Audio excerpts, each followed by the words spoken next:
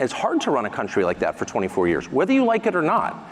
So an incapable person couldn't do that. He is very capable, and many of you know him, and you know that.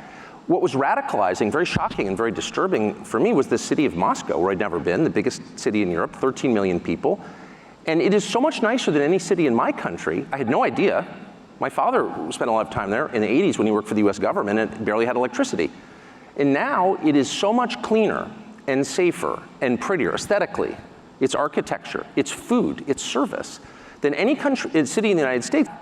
And at a certain point, I don't think the average person cares as much about abstractions as about the concrete reality of his life. And if you can't use your subway, for example, as many people are afraid to in New York City because it's too dangerous, you have to sort of wonder, like, isn't that the ultimate measure of leadership?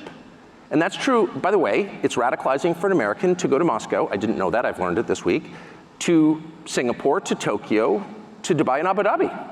Because these cities, no matter how we're told they're run and on what principles they're run, are wonderful places to live that don't have rampant inflation, where you're not going to get raped. Sir, excuse me. What is that? Excuse me.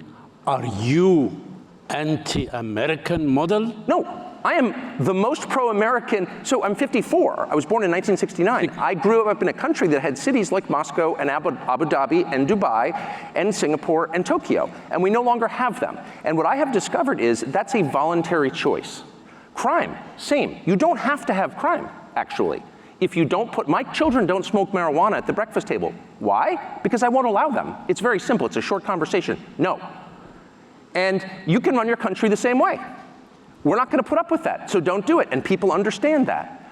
Filth, graffiti, Paris, one of my favorite cities, New York, one of my favorite cities, are filthy.